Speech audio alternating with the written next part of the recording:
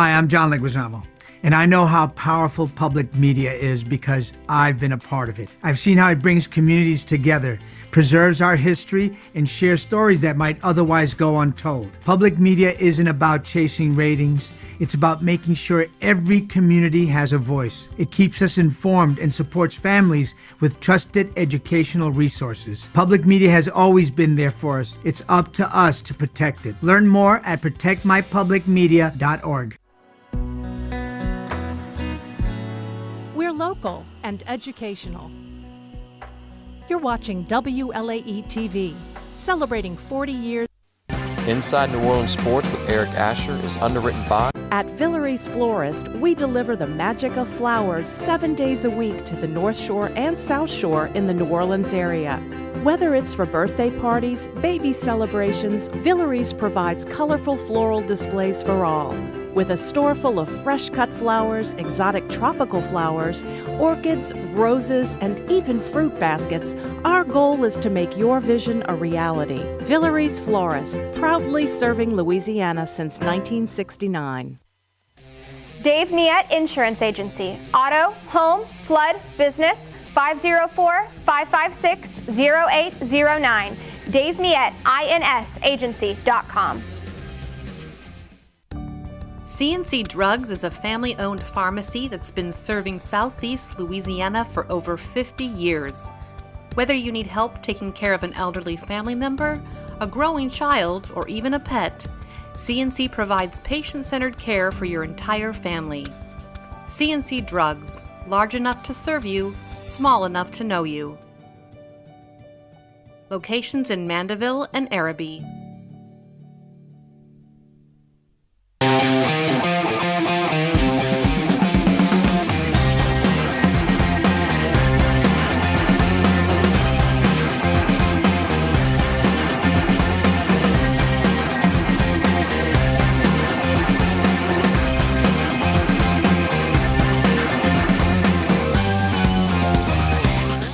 Good evening and welcome to another edition of Inside New Orleans Sports. I'm your host, Eric Asher. Over the next hour, we will cover all the home teams, Saints, LSU, Tulane, Pelicans.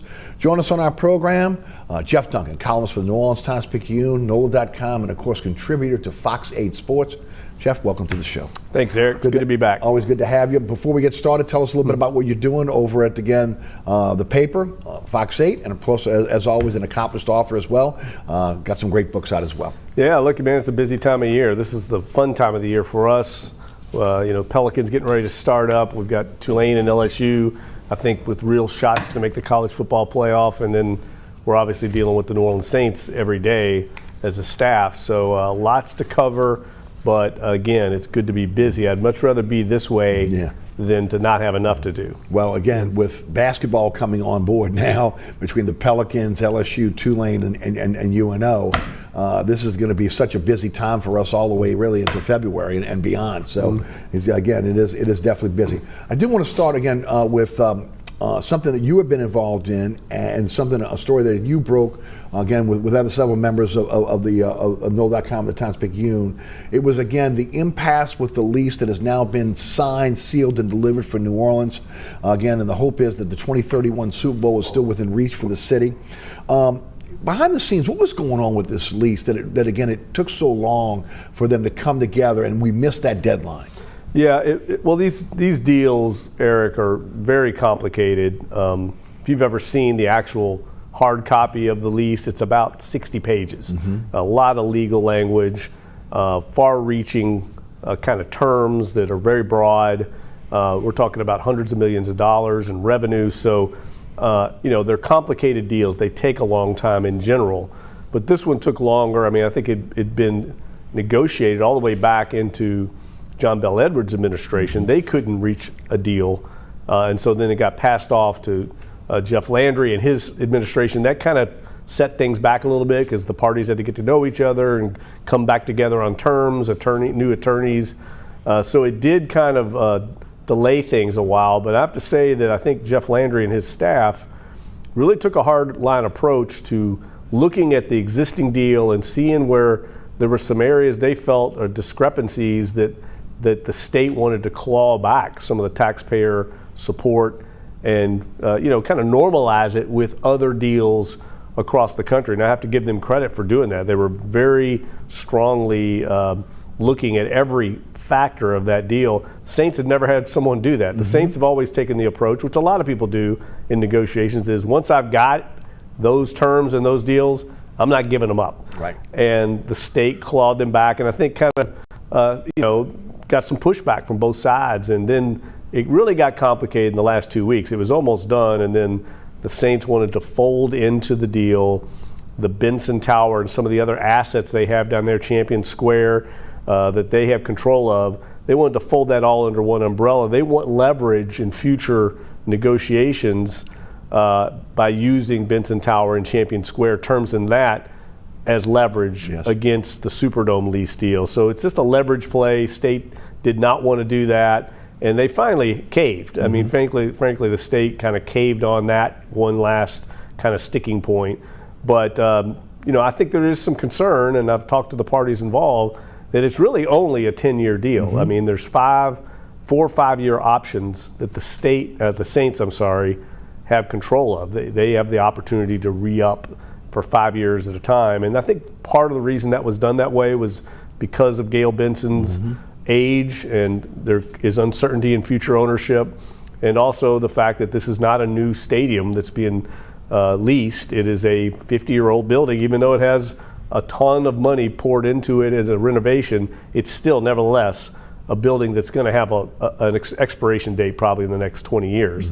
And so because of that, the state could not leverage a longer term deal. And I think that was, if you're a fan, that's something to be concerned about, because right now this team is only guaranteed to be here for 10 more years. Right. I found it interesting, and again, as you mentioned, in a negotiation like that, once you've got something that has been in a previous deal, it's hard to be able to claw that back. And I was surprised that, again, Mrs. Benson, Dennis Lausch allowed some of this to be clawed back. Again, the reports from your paper were, again, concessions within the game, within the Saints game, and of course they were getting, again, a lot of concessions and parking for other events as well. And so again, the state was looking to try to get some of that money back. And it was interesting that, again, that the Saints, the last time the deal was done, Bobby Jindal, that was 2009. Saints were Super Bowl champions. It was easy to be able to get it. Whatever the Saints wanted, they got. This time around, again, with the Saints not doing so well, and it really shouldn't matter, but it does. The Louisiana legislature, this has got to be passed by the legislature's got to approve this. So again, I'm sure that Jeff Landry and his group went in saying, we've got to get some type of concessions here. Do you think that it was a fair deal for both when it was all said and done, considering, again, the state was able to get some stuff back, and then, as you mentioned at the end, the Benson group was able to also get some of the things they wanted? I would say, talking to both parties, the fact that neither one of them's really happy with the deal indicates it's probably a fair deal. Usually that's the way it works when you make compromises. I would say this, I mean, if you go back all the way to before when it was renegotiated with Bobby Jindal's staff in 2009, all the way back to Mike Foster, the original deal with Arnie Filko, he negotiated. One of the terms back then, one of the thresholds that Tom Benson was able to convince the state into meeting, which is still kind of mind-blowing to me that he was able to do this, but he argued that the Saints should be one of the top, in the threshold should be the top 12 in revenue, that they should be able to meet the top 12 teams in revenue, because his logic was there's 12 playoff teams every year, so if you want us to be in the top 12 of competition, we need to have the same revenue streams. Well, I mean, that's kind of a little bit I guess, optimistic viewpoint when you're in one of the smaller, poorer states and markets in the entire league. But he was able to convince them to do that. So that's why those parameters, if you remember, always would go up. At one point, they were getting inducement payments of $23 million because that was to meet the 12th team threshold to keep them in the top 12. So I think the state, that's part of one of the areas I think they were able to say, look, this is not realistic. I mean, we're not in the top 12 markets. It's ridiculous to think that taxpayers should be meeting that. As I understand it now, they're really basically going to be about the middle, which is still higher than probably what they should be, considering they're probably more near Buffalo and Jacksonville in terms of market size and demographics. But it also indicates the state's willingness to say, look, we don't just want a football team here, a pro football team. We want a good competitive pro football team here. So I think both sides kind of got a win there. When you, in the previous deals you mentioned, Arnie Filko's deal, $23 million, the check get written again. That didn't go well in other parts of the state, especially again when this state was having issues. In the last deal, I think it was like a $6 million check that was being cut to the Saints based on, again, whatever revenue they got. Or is there a monetary inducement in this? Well, there's lots of different ways to do it. Basically, the Benson Tower deal replaced the $23 million inducement payment. It's basically just a shell game with the money. Right. They're just kind of laundering it through the leases that the state is now taking. But at least, the state's getting something out of it. They're getting office space that now the Saints own. Is it market rate this time around? Because it was a little higher than market rate. Well, no, it was way higher, but they clawed that down a little bit too to make it a little more realistic, but it's still higher. But the point is they're still getting something out of it. But when those numbers, say that top 15 or whatever the exact number is in revenue, when it's not met, that's when the money comes in. Kicks in, right. So like if the Saints have a really good year, they may never have to get any kind of check from the state. Yeah. But when it goes below that, the threshold has to be met some way. Right. And then the other thing they get that I don't think people are aware of, and it's pretty unprecedented, is they get a $5 million bonus check for getting a Super Bowl here. I don't know of any other NFL team getting that. Right. So that's basically found money and free money that you could argue, yes, it's certainly worth it, but every other team could argue that too. You mentioned it's a 10-year deal, and I think people need to really kind of hone in on that. Again, and there also again was some type of a relocation fee in case, again, it was a new owner that wanted to move the team. And I guess, again, that money was really, again, to try to claw back some of the money they put into the Superdome. Am I right? Do you know what that number is? It's a little over $200 million. I think $250 million, but it's a de-escalating number the longer the team stays here. Basically what the number is it's how much money the state has put into the building, and the Saints would pay that back if they left. Right. And then the longer they stay, it's kind of like it's retroactive. But Buffalo's doing that, right? It's a standard operating procedure. Now, it's much higher there. But as I understand it, talking to experts, and it does make sense to me, if a team wants to leave, they're going to leave. Yeah. I mean, you could put the thing at $1 billion. They're going to leave. It happened in Las Vegas with the Raiders.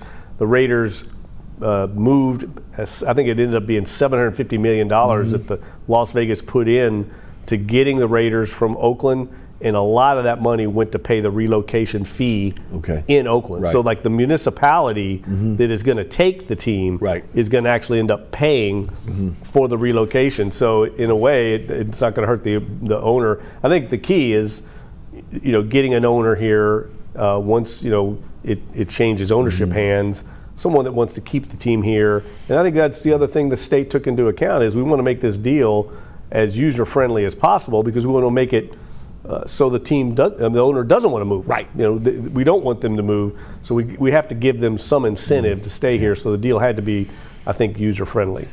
You mentioned an expiration date on the Dome. Nobody wants to hear that. At some point it is, especially if you go around the nation, you look at the state-of-the-art stadiums that are being built. Obviously they've done everything they can do to make that building state-of-the-art. There's another issue that's coming up now that this issue is done, and that's the Smoothie King Center. And of course, the commissioner's already come out and said that's a substandard building. Again, they were talking about when the Portland sale, that was a substandard building with the Portland Trailblazers, and something's going to have to be done there. What do you think happens next with that building? Well, I think we need to ask Jeff Landry that because, I think really it's going to come down to the administration on what they see, how big a need they see that. I know right now there's a feasibility study that's been turned in to the state that the public has not seen yet. I'm sure we'll get it eventually. That will have recommendations on either how much of a renovation, maybe multiple options to renovate the Smoothie King Center. There's not going to be a new arena. There's no appetite for that. I don't think the money is there. Right. I think a lot of it also is going to come down to Pelicans ownership, Gail Benson.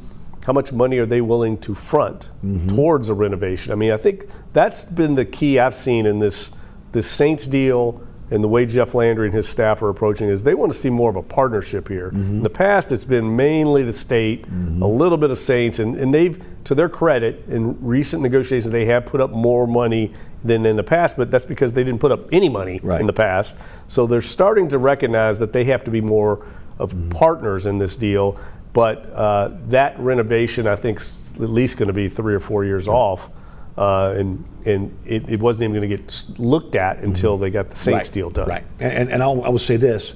There's been a lot of talk about moving the arena to the riverfront, etc. We have a unique situation that now, again, other cities are copying with, again, having the downtown arenas, the convention center close. Of course, again, the natural walkability of New Orleans, the French Quarter, etc. That McKithen Sports Complex is perfect. Now, again, maybe the buildings have to be upgraded, but again, to think that you would implode a building there or move the building elsewhere, I just think I don't think that makes sense. No, look, what I think what we'll see eventually, and this is just some informed speculation, but I don't think it's anything I would say is concrete by any means, and I think it's way off. But I think eventually what we'll see is that entire area down there, Benson Tower, Champion Square, Smoothie King Center, the Superdome, and maybe the Macy's. We know that Benson owns the Hyatt, so you have a hotel there. All that being under Benson control, and they have a basketball arena there. The football stadium stays there. There's going to be some retail, probably some commercial, right? Probably some residential as well. That's the way things are going. If you look at the plan in Chicago, where they're going to build out in Arlington, it's basically a $5.5 billion complex. The stadium's only $2 billion of that. $3.5 billion is 2 office towers, a hotel, residential, real estate. There's all kinds of things. That's the way these pro teams are going, because they can use all those different revenue streams to support the team. And I think we'll see something like that, but it might be 20, 30 years from now. Yes. The new owners will be in place then, and hopefully it's an ownership group. I mean, I think one of the things that people need to understand with Gayle Benson is, and this was true for the most part with Tom Benson, most of their value, when they hear Gayle Benson is on the Forbes list and she's worth $5 billion, almost all that money is tied up into the value of the team that she owns. It's not like she's liquid. Yeah. Other owners will have more liquidity, I would assume, coming in. If it were a Todd Graves, who's been speculated a lot, he's going to have more available cash to maybe put into a new building that the Saints just don't have really. They have to borrow from the league to put it in. So it is a little more complicated than it looks on the outside. The other big talker, and again, this is something I think people have to really pay attention to, is what's going on with the Sugar Bowl and again, the quest for national championships. We again now have the 2031 national championship that's coming to New Orleans now? No, it's 28. 2028. The 2031 Super Bowl. Right, 2031, 2028. Why don't you talk, you've got a lot of conversation with Jeff Hundley about this. If you would, again, let the audience know where we are and what the future looks like for New Orleans in terms of, again, hosting major sporting events within the college realm, especially, again, when we talk about national championships, continue to be, again, a part of, again, the quarterfinals or semifinals as well for the college football national. Well, I think what's changed and what people need to recognize is the college football playoff is becoming basically like a mini Super Bowl. In the days of the Sugar Bowl, the Sugar Bowl committee and that group would go out and recruit 2 teams to come here. They get paid by the network, and it was a windfall. I mean, they had millions of dollars in reserve. And everyone, I think, looked at them as this, piggy bank that just had unlimited resources. And those days are over. They've been basically tapping into their reserves for years to make up for the shortfall in funding and revenue to get some of these big games here. And the landscape has changed dramatically with the college football playoff. They now are asking for financial support to the point of, I think Jeff told me, the last time we got the title game here, when LSU won it all, it was about a $13 million ask, if you will. And when I say an ask, that means security, infrastructure, hotel rooms, all these things that we have to guarantee to get the game. That's the same thing that goes with the Super Bowl. Now it's up to about $25 million, he said. So it's doubled, yet the revenue that they're getting support from the state is not keeping up with that. So they've got to figure it out as a collective between the state, the city, the Sugar Bowl, and corporate, if that's going to be important for New Orleans going forward. I mean, there's a long history here, decades back, to the Sugar Bowl being one of the premier bowl events in all of college football. And now the competition is greater than ever for these games, especially in markets that don't have NFL teams, that don't have chances at Super Bowl. They see this as an opportunity to kind of elbow their way into the mix. Las Vegas is already getting involved. They don't even really have a major college, football history at all, but they can host big events. Atlanta's involved. Nashville now with their new stadium coming online in a couple of years, $2 billion stadium. They're going to be heavily involved. So it's just a matter of, is it a priority for us as a city and corporate-wise? And I think a lot of this, frankly, goes beyond sports. It's going to go to the leadership of the city, which hopefully we have new leadership here elected maybe very soon, maybe this weekend, hopefully, that can get the city back revitalized to where we have the resources to maybe support this, because, or we're going to have to consider something else, something maybe a little more drastic. Do we have to increase hotel motel taxes? Other revenue and the hotel industry is not going to want to do that. But we've got to look at different ways if we want to stay in the mix. And part of that is, again, the hotel motel tax. I think a lot of people understand this, that again, that's now being split even more than it was in the past, with again, money going to the city's infrastructure. So yes, it's necessary and needed for the city's infrastructure, but a lot of that money used to go to stadiums and sporting events. But now it's being a portion that's being broken off again to be able to help with the city's infrastructure. The Sugar Bowl, since its inception, has always been a philanthropic organization where they're giving back to our city. And one of the things that Jeff was talking about is, again, that we've been in the business of, again, helping the city. Now the city needs to, and the state needs to help us so that we can stay vibrant and stay within the realm of hosting these major championships. How do you think this goes in the future? Do you think, again, look, we're a tourist-based economy. We need these major games here in New Orleans to keep our economy going. And again, we're down that path now. I don't see the diversification of our economy. So at this point, again, we do this better than anyone else. I think we have to bite the bullet and do what we need to do to stay in the mix here. Well, and I think the state has to get heavily involved as well. And I know they have supported. I think they have to support more.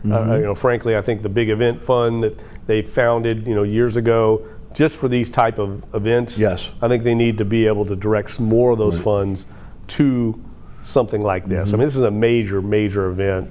I would say next to the Super Bowl, it's probably the biggest event in American sports. It might even, it's going to eventually surpass the Final Four. So I think that's where it starts first. But then also I think corporate support has to come in some fashion. How we get there, I don't know, because we don't have the great corporate base. That's the problem, right? Yeah. Again, we don't, the lack of Fortune 500 companies in Louisiana and in the city of New Orleans. And also, again, we don't know what the political climate is going to be like, but you have to have a governor that understands the value of these games, not just for the city, but for the state. Because again, it's hard to convince a taxpayer in Bunkie that it's worth, again, putting money into New Orleans, to bring a game to the city, but not realize, again, what the residual effects of that is. Yeah, look, I do think one thing Jeff Landry has shown early on is he understands that New Orleans is the economic engine for the state of Louisiana, and he's really put a lot of resources into cleaning up the city, into repairing a lot of infrastructure, obviously to make it safer. We've seen him show that. He understands the business side of it. Now, you could argue, I'm not sure he understands how important the Smoothie King Center is, because that's really a big business incubator for our city. It is. But I think he understands that. I would hope he would be, his sensibilities would be able to be appealed to on something of this nature, especially knowing he's a big football fan. I don't think he's a huge basketball fan. I think that's where we're running into some issues. Sounds like he might be a hockey fan. It sounds like he might be, right? It's kind of crazy to me, that old notion. But I do think he understands the importance of keeping New Orleans as a major league city, and these events are one of the things that give us that reputation. I know it's kind of apples and oranges, but you really can't have a state-of-the-art arena at LSU that may be the best looking arena in the best arena in the state when you have a professional basketball team in New Orleans and it's considered a substandard arena. Well, yeah, and look, I've said this for years. I mean, moved down here, in 2000, moved from Nashville, but I grew up in Louisville, Kentucky, and it always amazed me. I mean, I remember growing up watching Kentucky play LSU in basketball, Louisville playing Tulane at Fogelman. So I remember thinking of Louisiana has good basketball. I mean, there's a lot of good basketball teams. But once I moved down here and started living here and working for as long as I have, no one has invested in a basketball arena in the entire state, except the Smoothie King was the last major arena. I know that McNeese has a very small, like, multi-purpose complex, about 4,000, but everything else looks like it was built in the 60s and 70s. Right. Every, go to Louisiana, Lafayette, up in Monroe, Louisiana Tech, nobody's invested in basketball at all. Lakefront might be the second newest. So it's nice to see what LSU is doing, and I think eventually obviously soon we have to address the Smoothie King Center, or frankly, we run the risk of losing our NBA team. There is no doubt about that. We run the risk of losing the team. When the commissioner comes out and says you have a substandard building and that has to be addressed, and then you have to do something. And a little bit of the problem is the footprint it's on is very confined. There's not a lot of ways to expand. I mean, it's right next to the interstate. Can't really go that way, so any expansion or work that's going to be done is going to be done on the Superdome side of it. Really restricts what they can do there. That would be great.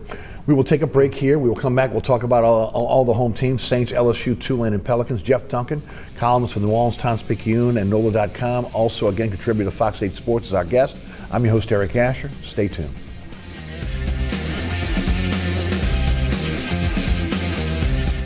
Located at 3701 Iberville Street in Mid-City is Katie's Restaurant and Bar. Open 7 days a week, Katie's offers daily specials for lunch, dinner, and Sunday brunch. Serving New Orleans cuisine such as fried shrimp platters, grilled redfish, and a fully stocked bar. And don't forget about our expanded event seating and local entertainment. Featured on the Best of Food Network's diners, drive-ins, and dives, Katie's Restaurant and Bar. Burkhart's Air Conditioning, Heating, and Refrigeration has been family-owned and operated since 1989. Burkhart has energy-efficient solutions and offers brands such as Mitsubishi ductless AC units and Amana, the only manufacturer with a lifetime unit replacement warranty. Burkhart's offers maintenance bundle packages that include servicing your AC, generator, and tankless water heater. For more information on the services Burkhart's provides, visit acpromise.com. Burkhart's Air Conditioning, Heating, and Refrigeration, providing comfort for life. Welcome back to Inside New Orleans Sports. I'm your host, Eric Asher. Jeff Duncan is our guest. All right, Jeff, we got the business out the way. Let's talk a little bit about, again, what's going on with the teams. And, again, the Saints get their first win against the Giants, 26-14. Thoughts on that first win? Well, look, I think it was a long time coming. I haven't seen the locker room that, joyous in a long time. I think that losing streak had weighed on everybody. I think that's part of the philosophy that Kellen Moore has even taken into this first year on the job is he knows this team and organization has been kind of beaten down by the losing. I haven't made the playoffs now in over 4 years, and I think he's purposely taken a very optimistic, glass three-quarters full approach to the job. So it was nice to see some validation, I think, for him getting his first win. Spencer Rattler, obviously, his first win as a starting quarterback. But also think, Sean Payton used to always say every weekend's a crisis or a carnival in the NFL. I don't think we're ready for a carnival here. I mean, that was a pretty mediocre Giants team. You got 5 takeaways, including 2 kind of gifts for takeaways. That's not going to happen every week. So I'd like to see if they could build off this, how they come out of that game. Do they get a little complacent, or do they use it as confidence builder and motivation and go the other way? They're going to go one of 2 ways from that. And I do think they catch the Patriots at a very good time. You get them on the heels of a big emotional Monday night win against a division rival. They are themselves a young team with a first-year head coach. They could be prone going into a really an unusual environment for them. I mean, an unfamiliar environment. They're not used to playing in the Dome. I think there's some intangible factors that play in the Saints' favor. Yeah, I would agree with you there. The big talk has been for the last 3 weeks, Rattler versus Shuck. When does Shuck come in? When does Shuck play? Rattler gets a win now.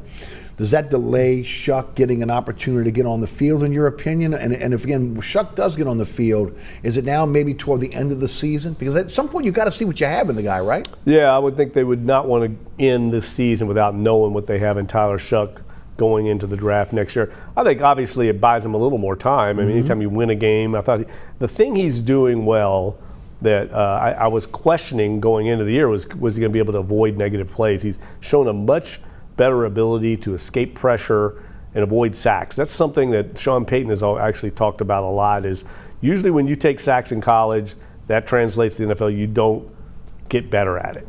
And that's something he has gotten a lot better at this year. He took a lot of sacks last year. I know he played behind a makeshift offensive line, but it was a problem.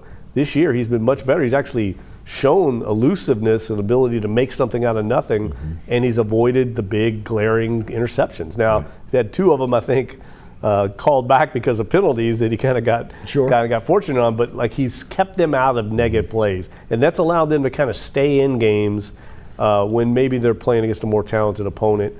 So I do think that's a feather in his cap. But at some point you have to see what Tyler Shuck has. So I think we just have to see this thing play out here over the next few weeks. They're playing a lot more teams I would consider to be more like their peers now. And I think those games are going to be important for Spencer Rattler to show that he can not just play, avoid losing football, but play winning football. I think there's a difference. You can't just be a game manager and not ever make a play, and I think that was a step in the right direction with that big play he made this past week. No doubt. Taysom Hill, let's talk about his role, what his role is here with Kellen Moore as opposed to what it's been, again, under the Peyton regime. He was listed as number 2 quarterback, right? And again, if Rattler was to get injured, is Shuck coming off the bench or is Taysom coming off? Well, I think last week it would have been Shuck. Now, going forward, I think there's going to be a question. We're going to find out. I mean, I think a lot of that will come down to what the makeup is of the rest of the roster. What Taysom Hill gives you is a lot of flexibility there. If you stay with Rattler as the starter, you gain an extra roster spot by having Taysom Hill and his ability to be the backup. So if you need that extra roster spot, you can deactivate Shuck and make him your emergency quarterback. But in that instance, Taysom Hill would have to be the backup. He'd have to get injured for Tyler Shuck to go into the game. So there's some caveats there, but he does give you that. Obviously, he knows the offense.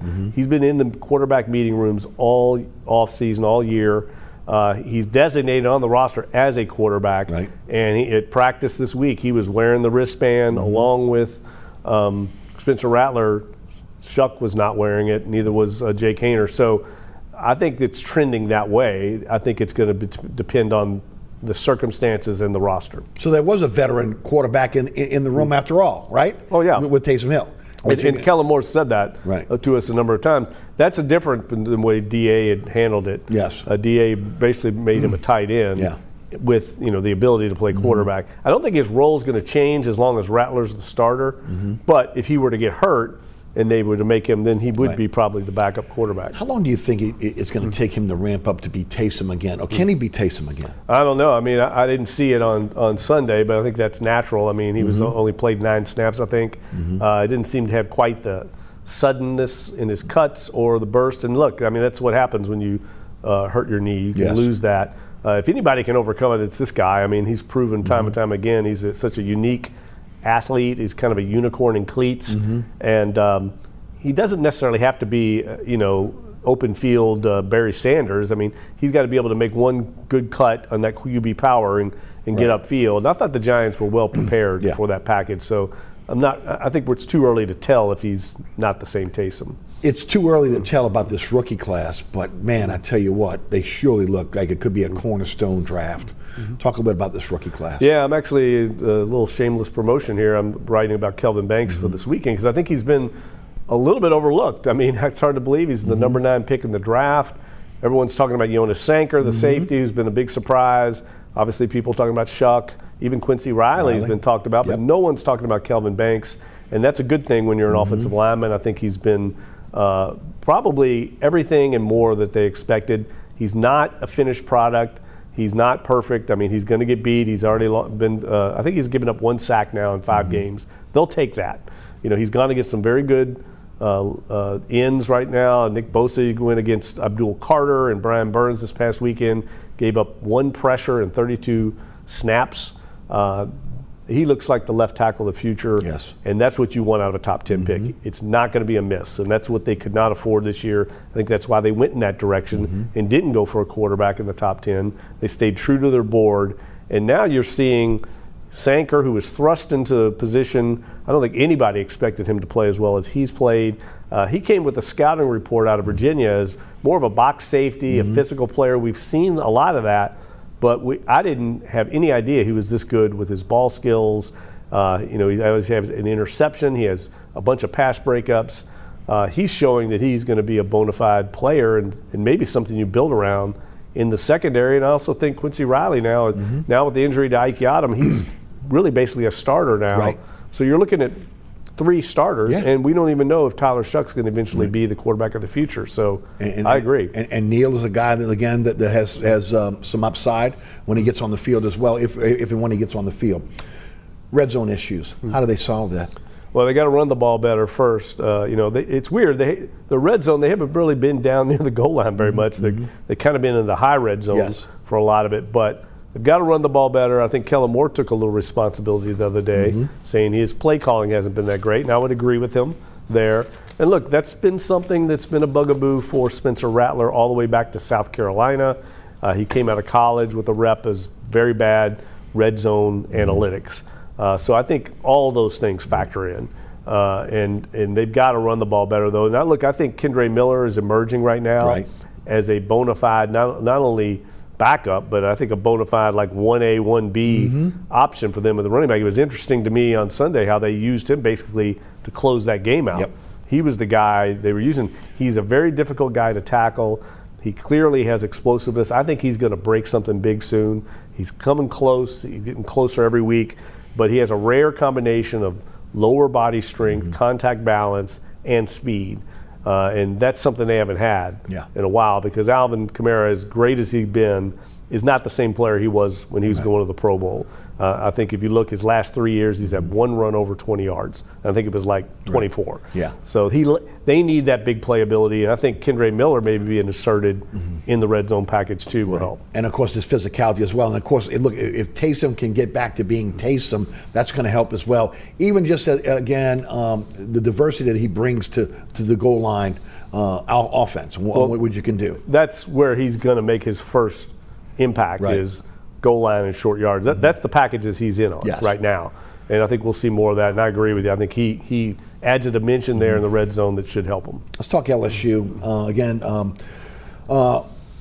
coming off a bye week after losing to Ole Miss. Again, just a lot of question marks about the LSU Tigers, most of that on offense. Let's start with Nussmeier. What do you think the situation is there? Kelly Say's not injured, doesn't have velocity, the accuracy's not there. Again, we know that maybe the offensive line is not trusted, but what are you seeing? Again, because this is a guy who's supposed to be a Heisman candidate, and look, he has a accurate, explosive arm, but we have not seen that. Yeah, he definitely looks less than 100% to me. They know if he's hurt or not, and they could either, one, be trying to protect him, trying also to protect his draft stock, also could be trying to protect their offense. You know, if they know he's hurt, certainly can affect the opponent if they know that, how they defend this LSU. But everybody's also seeing the tape too. So I think there's a lot of factors going in here to the struggles on offense. The new makeshift offensive line is clearly having growing pains, coalescing. They played some good teams so far, but I think they're fine. I mean, I think Ole Miss played a very good game in that game, and I think LSU kind of did not play that well. Sometimes that happens. Now let's see what they do going forward. I think I understand Brian Kelly's frustration a little bit. Is, you know, everyone complained about the defense forever, and then they got the defense fixed, and now it's back to complaining about the offense. So I kind of get where he's coming from, and obviously there's still a lot more in front of them. They play so many big games coming up. If they can deliver in some of those big games, they'll be fine. Jeff, man, it's hard to win when you got an offensive line that can't protect and can't open up running lanes, though. And again, when, to watch it, really, it was eye-opening to watch the Ole Miss Rebels with a 3-man front defeat that 5-man offensive line of LSU consistently again in that Ole Miss game. Yeah, and I would say this. I mean, I don't even think Ole Miss is as good as they've shown. I would agree. It's crazy. I don't think they're as good as they were a year ago, especially on defense. Right.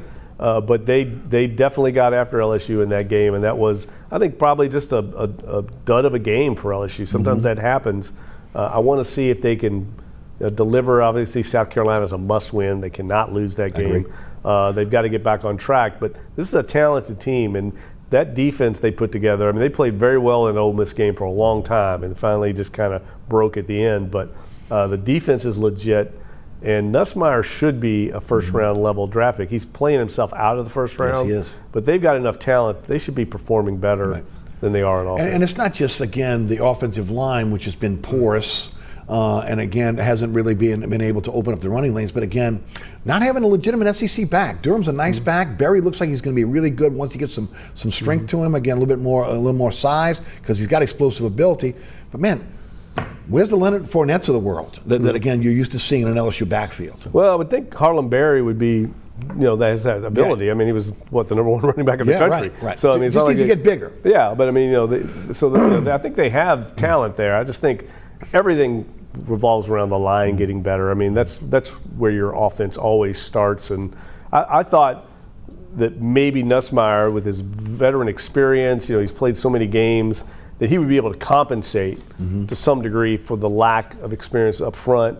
And it just hasn't turned out that way. But again, I think that that win against Clemson, even though Clemson's proven to be not the juggernaut we thought, still was a very difficult place to play against a team that was fired up. Nobody knew they weren't going to be that good then. So I think that was still a very good win. The Ole Miss game kind of taints everything right now. Let's just see where they go from there. Yeah. Let's talk Tulane. Again, huge game tonight for Tulane. First of all, ESPN is in town. Sports Center will be on campus. I mean, and it is putting the spotlight back on Tulane, where they've been forgotten about, again, when you talk about the group of 5. Again, they have no votes in the AP poll. They've got 8 votes in the coaches poll. They're 39th. Again, they're 4-1, 1-0 coming off the bye. Of course, beating Tulsa in 31-14 before the bye. East Carolina's 3-2. They're 1-0. And look, they're a pretty good team. Again, do not overlook East Carolina. And Summerall said that this week. Yeah, no, it's a big game. I'll be at the game Thursday night. Looking forward to seeing how Tulane kind of has bounced back from that Ole Miss game. I know that was a disappointment. I don't think they played well.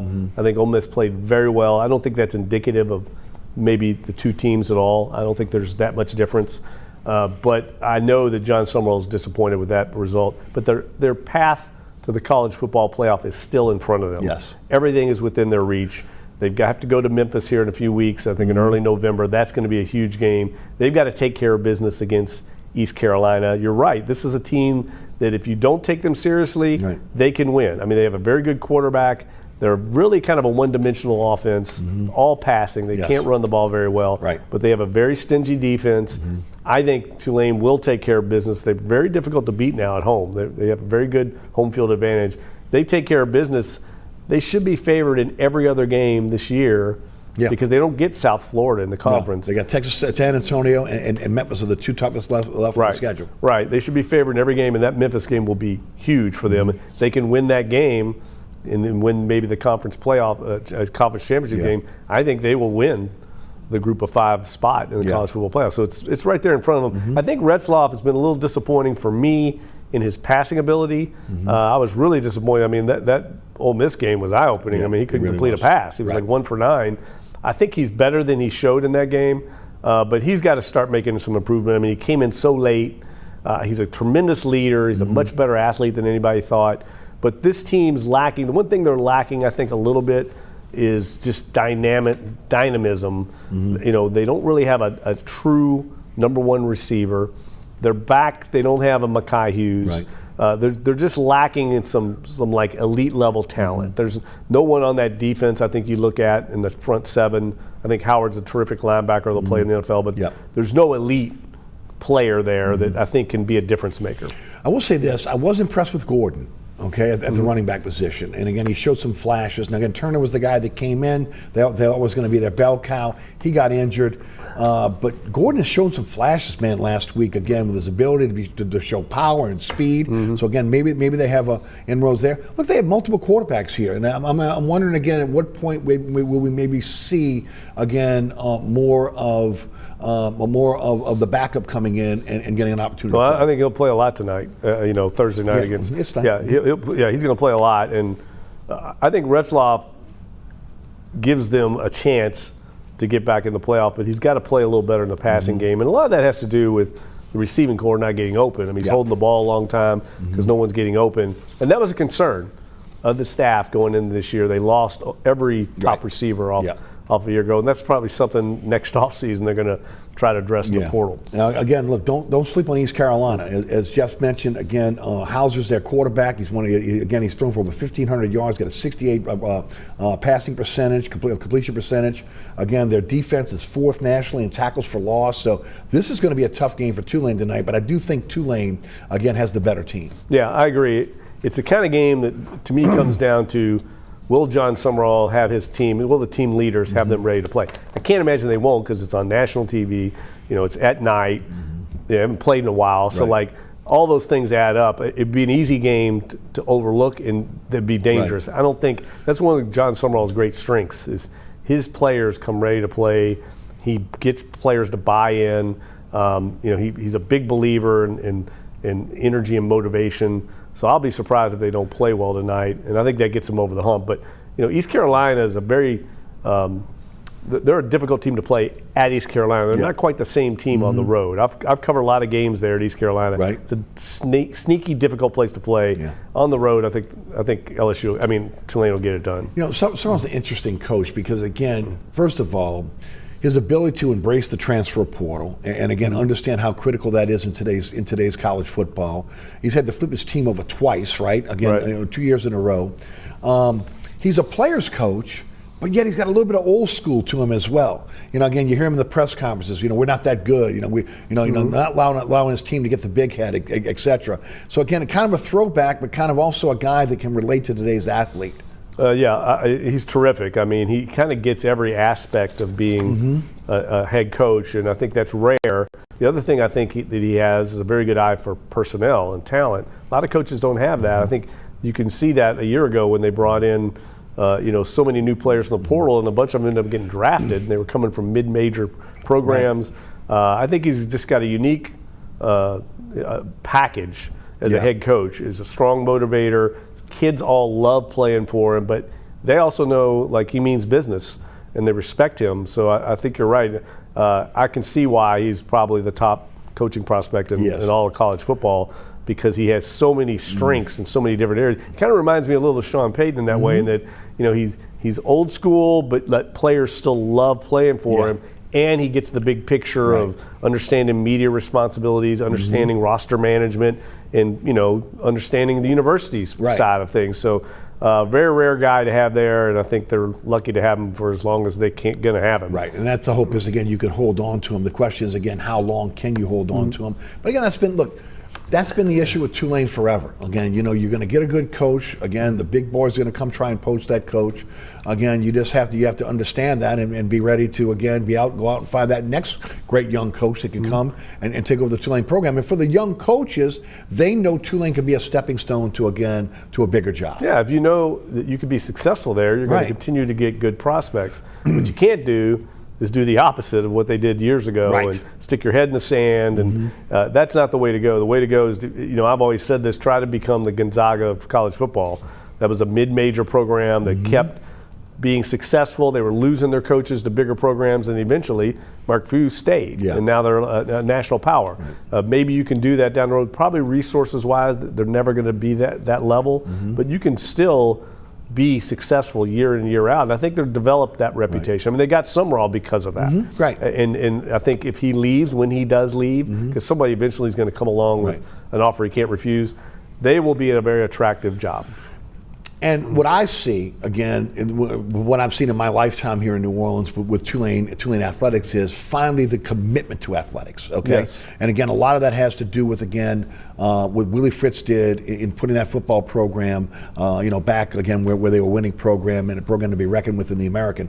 The bubble's not built yet, but they're building the bubble. They seem to begin alumni and even, again, the powers that be at Tulane, where it used to be a word about only academics. Now they understand the value of sport, the value of athletics, and the value of having, again, a really good football team. And what that does, not just for your city, also, again, your program, but also what it does for your enrollment as well. Yeah, these two things don't have to be mutually exclusive. You can be good at both, and I think they're understanding. Michael Fitz, the president there, I think understands it now. So does a lot of people on the board, and we're seeing it. I mean, those two wins they had early against Northwestern and Duke were good wins, and those were like-minded institutions. I think that shows you what Vanderbilt's doing in the SEC. Vanderbilt's got a very good team. It can happen without it doesn't have to be at the expense of academics. And I think Tulane has shown that. And you have to give Willie Fritz the lion's share of the credit because he's the one that built this thing. You know, I'd like to see Vandy and Tulane play again, the old SEC foes. What do you think the possibility of LSU and Tulane getting that series I back? think it can definitely happen. I mean, it's up to really kind of LSU. We've already heard Verge Osbury say that they might start discussion soon on that. I think it'd be great to see. I mean, who knows? It might happen in the college football playoff this year if things play out. That would be amazing. I would like to see it get back to that point, but I do think what's happening in college football is we're seeing a leveling of the playing field. I don't think we're going to see it, like Lane Kiffin said the other day, I agree with him, there's not going to be a dynasty like Alabama had, but I do think there's going to be a separation between the Power 4 programs and what's below them. Yeah. It's just the way it's going. It's going to be difficult for the Tulanes to keep up. But I think Tulane could be attractive to an ACC. Yeah, it's what it should be. It should be in a lot of ways. It just depends on where the line of delineation starts. Are they going to try to be more like a college version of the NFL where it's like 30 teams? Then I don't think Tulane's going to be in that mix. If they stay at 60, then I think they're very viable. And I think that's the way it should go. Right. I don't think we need to have a little mini NFL 30 teams. Somebody's going to lose a lot of games that way. And I think at 60, it becomes much more attractive for a fan standpoint too. You engage more fan bases. Let's talk about the Pelicans. They go down to Australia. They win 2 against NBL teams. Melbourne United 107-97. Southeast Melbourne Phoenix 127-92. Look, it's NBL. Let's not get too crazy, but it was good to see Zion in shape. Zion with some physicality. Zion focused on basketball. If this team is going to do anything, he is the cornerstone. He is the linchpin for this team. Yeah, I think all signs are positive with him right now. Everything I've heard about him, both mentally and physically. And I think he's matured. Sometimes the light bulb comes on later for some players. Let's hope, I think for everyone's sake, that he gets it now because for a long time he frankly didn't. And I think we're seeing that maybe Joe Dumars has reached him in a way that David Griffin couldn't for whatever reason. I don't think it was for a lack of trying. I know they did a lot of work to try and get him on board. But he seems to be bought in right now. But I've been there before too and seen this thing fall apart. So I'm going to take a wait and see, show me approach here to Zion Williamson and the Pelicans. I do think this team is deeper than they've ever been. I think they've got much greater depth now. They've got so many question marks with guys coming off injuries and what level are they going to be at when they come back. But I think with Trey Murphy and Zion, they've got 2 players to build around. Yes, they do. And I think what I really want to see is if Jordan Poole is going to be the X factor they need to take this team over the top offensively, or if he's going to be the X factor to take them down. I mean, I think he's got that ability to do one or the other two. If he's the Golden State Poole, then they got themselves a find. Right. And I just want to see because it's a big year for him. He's going into contract year. He's got tremendous ability, and they've rolled the dice on bringing him in and getting him on board. And I understand why they did that because he does have a lot of motivation to have a big year. It's good to have Looney though, again with Poole because again obviously they're familiar with each other, and of course Looney immediately becomes again the adult in the room. Immediately becomes one of your leaders. Yeah, and I think that's key because they got some bigs that need that kind of mentor and that kind of role model.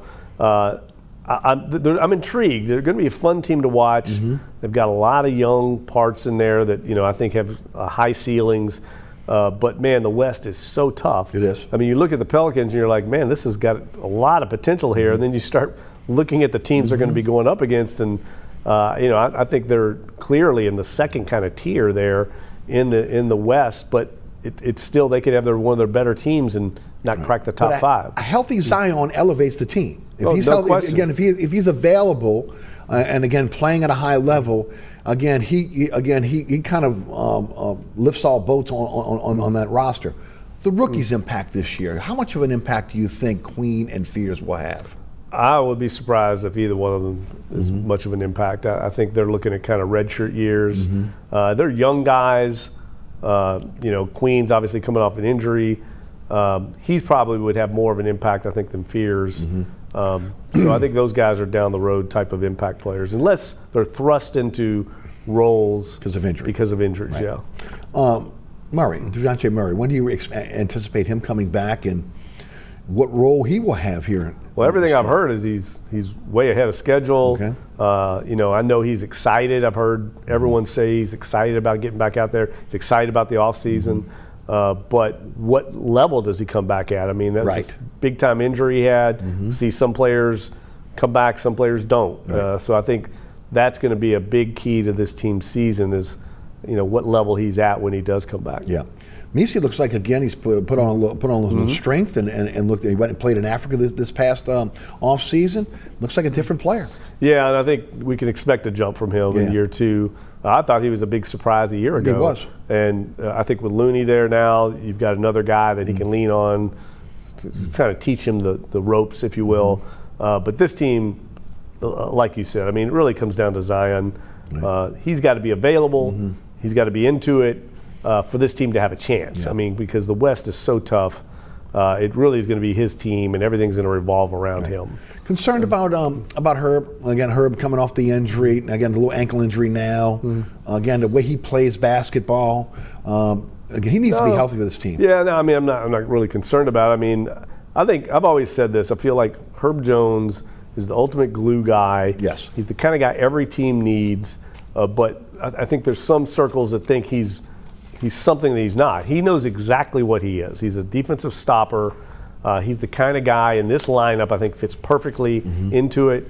But, yeah, obviously he needs to be available to them. But I'm not worried about Herb Jones. I mean, this is a guy that's going to play through injuries if he can. And, he needs to be that guy that can come in and be the defensive stopper for this team. That's another area they've got to get better in. That was what Willie Green always hung his hat on. Right. We just haven't seen it. No. I mean, I've not seen this team be a really good defensive team, even though I think they have the ability to do it. Once Daniels and Najee and those guys moved on, that was the core of your defense right there. Okay, I got a minute for you to finish this last question. The leash on Willie Green, how long is it? Well, I think it's going to be short, considering that Joe Dumars came in. He didn't hire him. But we know the organization has always been loyal. They like Willie Green a lot. They made the move to stick with him and move on from David Griffin. But this team has to make the playoffs this year. I don't think there's any way he survives long term. I don't see them making a mid-season move. That's just not how they've operated in the past. So I think it's really more of this season. Yeah. He gets the season to get them in the playoffs, or maybe they go in another direction. Is this a playoff team? I would hope so. I mean, if they don't, I think. Or play in? Well, yeah. I think the West is so deep. They're going to be right on the bubble. Yeah. And a lot's going to come down to circumstances and injuries and staying healthy. I think health's the key for them. Yeah, as it always is. But I mean, what are we talking about, Eric? 15 teams, and how many get in? Yeah. Right. 12, 13, or something like that. I mean, so what are we saying here? I mean, I think it comes down to he has to make the playoffs with this team. With Zion Williamson has to lead them there. Yeah, so I agree. A lot's on him. No doubt. Jeff, thanks for being with us. Jeff Duncan, New Orleans Times Picayune, NOLA.com, and also contributor to Fox 8 Sports. All right, thanks so much for tuning in. There's a QR code on your screen that will take you to WLAE-TV YouTube channel, to my website, ericasher.com. Click on it, and of course, again, you'll be able to check out the show anytime you need to. Also, I say it every week, we're so blessed to have so many opportunities for you to be able to catch the show on a weekly basis. WLAE-TV, WLAE-TV2, also known as Encore, and also Pelican Sports Television. Set your DVR, you'll never miss the program. You catch me on the radio, 106.7 The Ticket. You can listen live at ericasher.com. I'm on 4 to 6 weekdays. Also, we have an app over at 106 The Ticket, 106.7 The Ticket. You can also download the app. We're on the iHeartRadio app, TuneIn Radio app as well. Plenty of ways to catch the show and the station. We are New Orleans' only 24-hour sports station. Also, again, want to thank the underwriters who make the show possible. Please support our underwriters. Again, they're the reason why we're on the air for the last 13 years. We appreciate each and every one of those underwriters. Please consider, again, supporting our underwriters. And, of course, the staff here at WLAE-TV do a great job producing our show each and every week. Again, Ron Yeager, Jim Dotson, Ali Chacon, and, of course, the best director on the planet, William Hill. For Jeff Duncan, I'm Eric Asher. Thanks so much for tuning in. We will see you next week for another edition of Inside New Orleans Sports. Thanks for watching.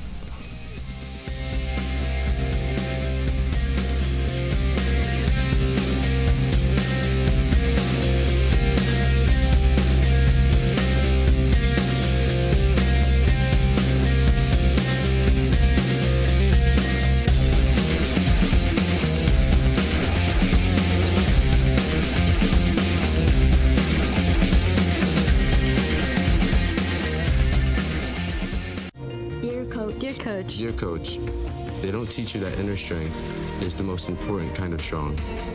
But you taught me that. They don't teach you how to build confidence in yourself or how to deal with all the pressures all at once. But you taught me that. First tee was more than golf. It's where I discovered what I'm capable of. You didn't just prepare me for 18 holes. You were preparing me for every day of my life. Learn more at firsttee.org.